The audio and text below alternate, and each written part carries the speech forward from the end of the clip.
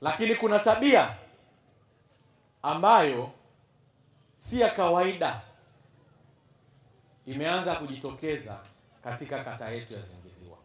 Kuna watu wameanzisha danguro, lakini mbaya zaidi, kuna mtu mmoja ameenda kwenye mtaa wetu wa Rubakaya, anawachezesha watoto wetu wa kike utupu, alafu anahangaika kwenye milango ya watu, anaomba asaidiwe. Mtu wa hovyo, watoto anawachezesha utupu kwa shilingi 3,000 5,000, alafu anahangaika. Saizi polisi wamemchukulia hatua, anahangaika. Nalipongeza sana jeshi la polisi, tuwapigie makofi mengi sana. Jeshi la polisi limekuwa imara, jeshi safi. Ameanza, hajakaa sawa, wamemkamata, ushahidi upo. Sasa anahangaika, anagonga mlango huu, anagonga mlango huu, anagonga mlango huu.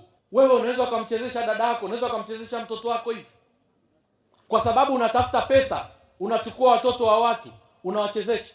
Ni washukuru umakini wa jeshi la polisi. Wasingekuwa makini jeshi letu la polisi, tungeanza kucheka naye.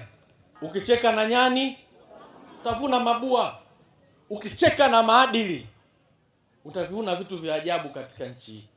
Sasa huko anakokwenda na sisi tutafika, na niwaombe wanaotaka kumsaidia washuke, waangalie uovu aliokuwa anaufanya, alafu ndipo wamsaidie. Niwaombe wenye viti, ni marufuku danguro, tutoe ushirikiano.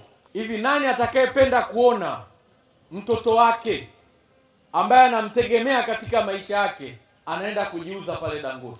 Nani atakayependa kumwona shangazi yake, mama yake mdogo, anaenda pale ameweka kimilango vidogo, alafu ameweka amefungua, alafu anasema kila mtu unajua tu ile danguro, ile danguro, danguro. Nani anayependa?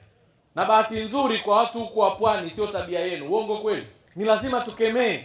Unaonaje danguro unaenda msikitini? Unaonaje danguro unaenda kanisani?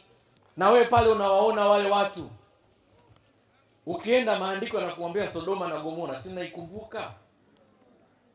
Unakuwaje kiongozi Sodoma na Gomora unaitengeneza wewe mkononi mwako? Ni aibu. Tunatakiwa kupiga vita wote. Tunajiangamiza wenyewe. Leo naangalia, naona mtoto wa mwenzie, kesho mama yako mdogo unaona ametoka huko, kesho kutwa shangazi yako unapishana naye. Umaskini hauwezi kupiganwa kwa kutumia uharibifu wa maadili. Yaani huwezi kukiuka maadili alafu ndio unapigania umaskini. Hamna mtu wa namna hiyo. Nilishukuru sana jeshi la polisi, kamanda OCD, na kushukuru sana kakaangu. Nipelekee shukrani kwa kamanda RPC wetu. Mmefanya kazi nzuri sana siku 3 hapa 4 zilizopita. Wapigeni makofi mengi. Wamekamata zaidi ya watu 20 na kitu.